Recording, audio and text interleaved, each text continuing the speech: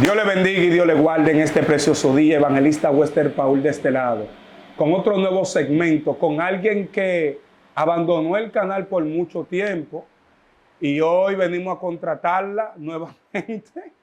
La gloria sea para nuestro Señor Jesucristo, con otro nuevo look, con otro cambio. Yo hoy voy a dejar, hoy no va a ser entrevista, yo voy a dejar que ella hable de un tema, del tema.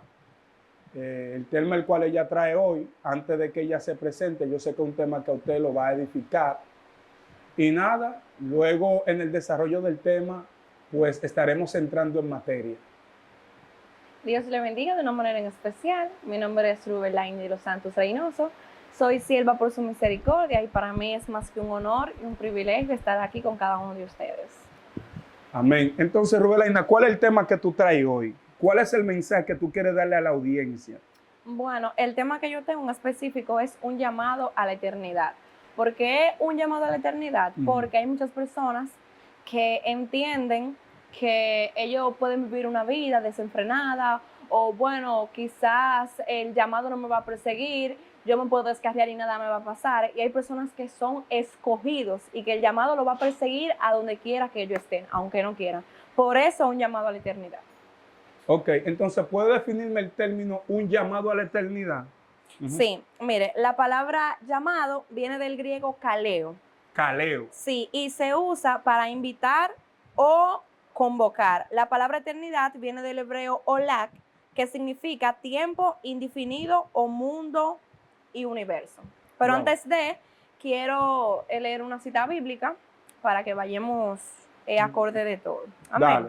Entonces, está aquí en el libro de Primera de Pedro 2:9. Dice, en el nombre del Padre, del Hijo y del Espíritu Santo. Amén. Amén. Mas vosotros sois linaje escogido, real sacerdocio, nación santa, pueblo adquirido por Dios, para que anunciéis las virtudes de aquel que os llamó a las tinieblas y a su luz admirable. Uf. Entonces, ahora bien, vamos a entrar en materia. Un llamado a la eternidad. Ya dijimos el significado del llamado. Ahora bien, si hablamos de el profeta Jeremías, vemos que en un momento dado el profeta Jeremías no quería profetizar. El profeta Jeremías se cansó en un momento dado porque cada vez que él profetizaba, las palabras que salían de su boca eran palabras con poder, eran palabras que lamentablemente las personas no querían escuchar porque eran palabras fuertes. Era una palabra de corrección. Entonces sabemos que cuando un pueblo está desenfrenado o no vive una vida íntegra delante de la presencia del Señor y lo corrigen, el pueblo no, mayormente casi a nosotros nunca nos gusta que nos corrijan, y menos si son palabras fuertes. Entonces Jeremías profetizaba la palabra que le daba el Señor y esas palabras rompían y chocaban el mundo espiritual. Y aunque parecía piedra, era maná. Pero aún así, Jeremías daba la palabra, pero llegó un momento en la vida de Jeremías que él no quería profetizar. Él se cansó. ¿Por qué Jeremías no quería profetizar? Bueno, por la guerra que él tenía cada vez que profetizaba. Y en un momento dado de la vida de Jeremías, él dijo, Señor, ya. Y se decidió. Pero Jeremías no entendía el llamado que él tenía no era simplemente sencillo, era un llamado a la eternidad, era un llamado eterno, que aunque en su momento dado Jeremías no quería el llamado o quería dejar de profetizar, él no iba a poder hacerlo. ¿Por qué? Porque el llamado que Jeremías Dios le entregó fue un llamado a la eternidad, no fue un llamado terrenal. Entonces, en el momento dado que Jeremías dice, Señor, ya yo no quiero profetizar, ya yo estoy cansado, me menosprecian, me quieren apedrear, la gente me quiere matar por tu causa. Entonces, desde hoy yo digo que yo no voy a predicar, yo no voy a profetizar. Y en ese momento dado, mientras él está llorando a Dios, pregonándole y diciéndole que él no va a profetizar, entonces viene el Señor y trata con Jeremías y dice que él sentía un fuego que lo consumía. Entonces, ahí Jeremías dice, aunque yo no quiera, yo voy a tener que hacerlo porque yo siento que el fuego que está dentro de mí, si yo no saco, yo parafraseando, si yo no digo lo que Dios tiene o lo que Dios me ha dado para que yo hable, entonces el fuego me va a consumir. Entonces él le dijo, Señor, me sedujiste. Y fuiste más fuerte que yo. Y fuiste más fuerte que yo. Pero no simplemente Dios sedujo a Jeremías, no fue eso. Lo que pasa es que el llamado que Jeremías tenía en su momento era un llamado a la eternidad. Aunque Jeremías no quería, el llamado lo iba a perseguir donde quiera que él vaya. Amén.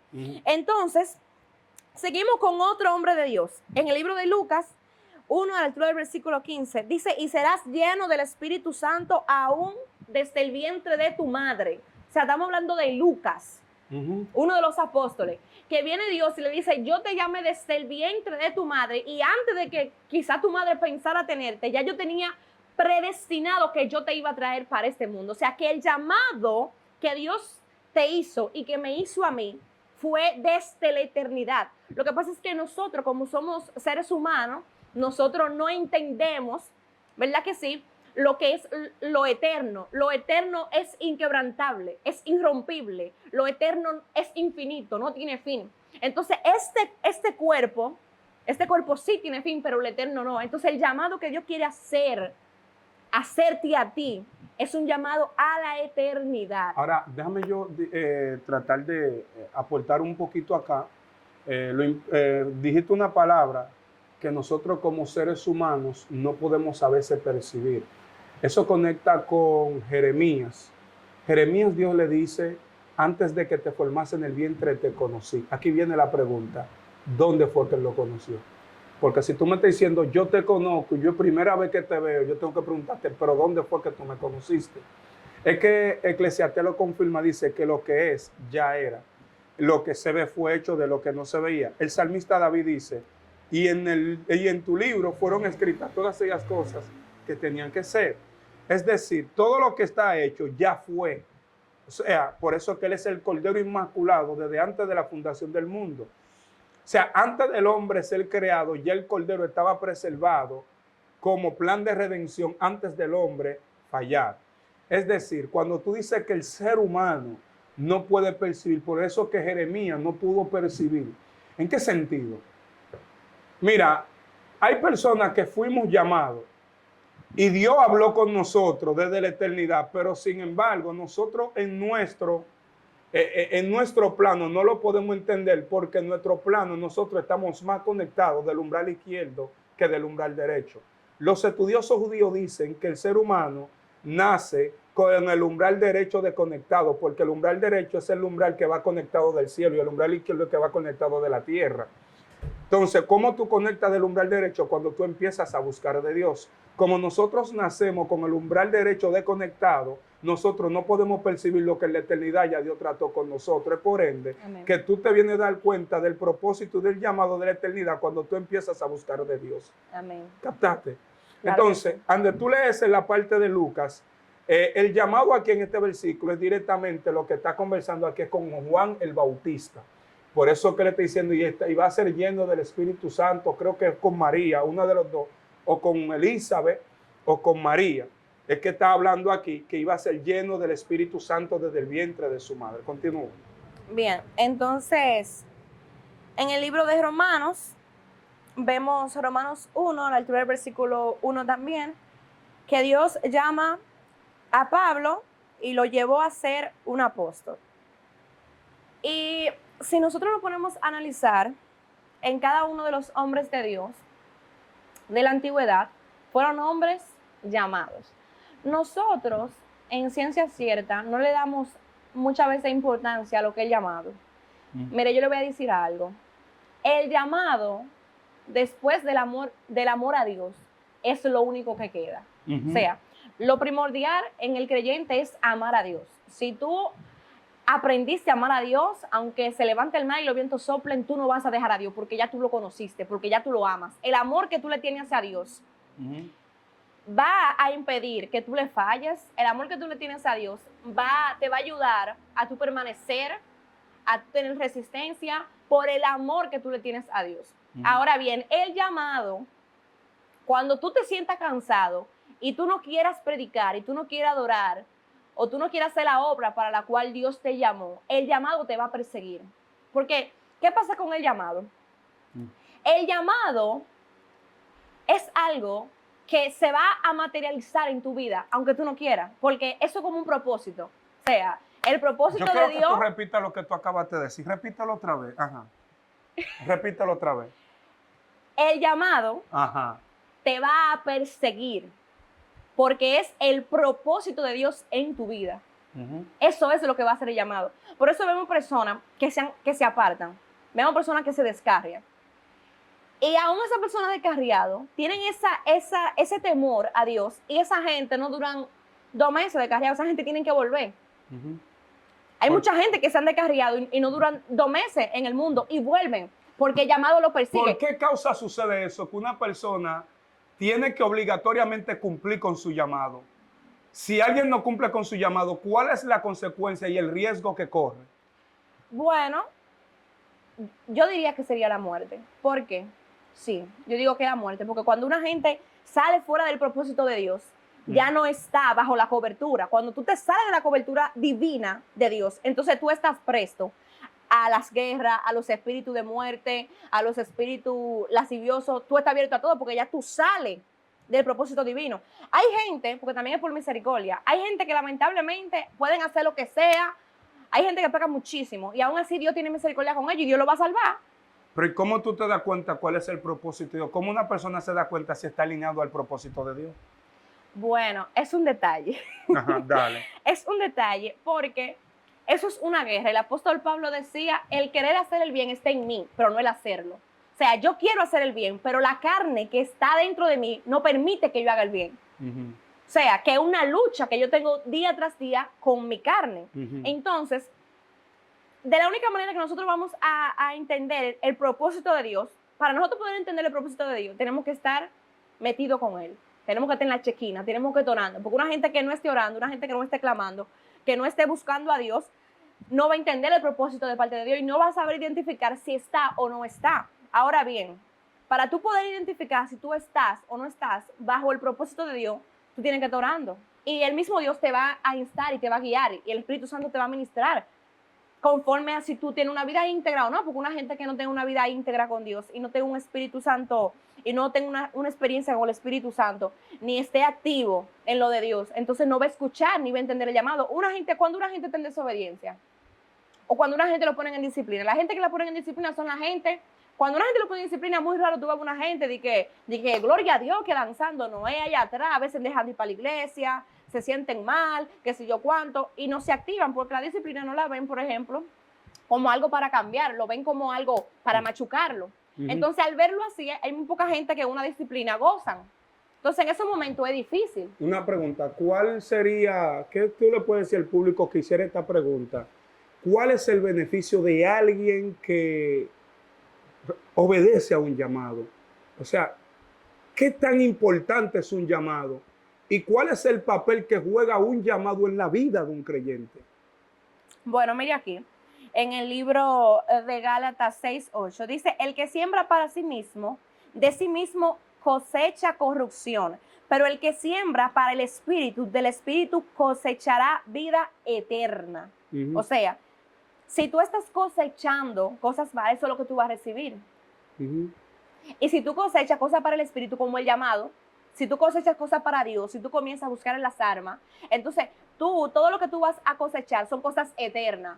Si nos vamos a lo terrenal, ¿qué es que una persona puede cosechar? A lo terrenal. Una persona que hace el llamado de Dios. Porque la gente está equivocado con eso. La gente entiende que por uno ser evangélico, uno tiene que andar mugroso, o uno no puede tener ropa, o uno no se puede comprar un carro, tú no te puedes comprar un apartamento. No. Al contrario, nosotros somos los hijos legítimos de Dios. Exacto. Nosotros somos los hijos del reino, los que le seguimos al Padre. Entonces, si una gente que le sirve a Dios y que está presto para todo lo de Dios, si una persona íntegro delante de Dios, que ama a Dios, que cumple con su llamado, todos los beneficios terrenales que quisiera tener en esta tierra, Dios se lo puede entregar. Hay mucha gente, hay muchos predicadores. Mire, por ejemplo, Juan Carlos Sarga, un hombre de Dios, y Dios lo ha bendecido con una iglesia, una buena familia, con muchos beneficios terrenales. La gente tiene que tratar de dejar ese pensamiento mediocre, porque un pensamiento mediocre, el usted pensar que por usted ser cristiano, si usted tiene algo, usted se va a corromper. Entonces, es su carne que tiene problema en ese entonces. Wow. Hay gente que Dios no lo bendice y que tienen años y años en miseria. Es porque Dios conoce que en su corazón está el maldad. Hay maldad en su corazón, entonces como hay maldad en su corazón, Dios no lo puede bendecir porque si lo bendice se corrompen. pero no todo el mundo es así. Por eso es que hay gente que Dios lo tiene que mantener entretenido con los 500, porque de que le da 1000 se olvidan de Dios. Eso es así. Entonces, ¿cuál sería tu consejo para aquellos ahí que tienen llamado? ¿Cómo una persona puede ejercer un llamado? ¿Cuáles son los procesos que pasa una persona antes de entrar al llamado? Perdón. Bueno, es difícil. Es difícil porque hacer la voluntad de Dios no está en nosotros. El hacer la voluntad de Dios no está en ti ni está en mí. Eso es Dios que lo pone. Aquí, la gente que verdaderamente están puesta por Dios, que tienen llamado, lo primero es que no quieren el llamado. Esa gente que usted lo ve, soy predicador, soy qué sé yo cuánto. La gente que ama verdaderamente a Dios, que tiene el llamado, que Dios entregó el llamado, son gente que están atrás, que no quieren el llamado, que están batallando día tras día para llevar un mensaje. El predicador que diga que ama lo que hace, tiene que revisarse. Wow. Claro que sí. Entonces, ¿Por qué?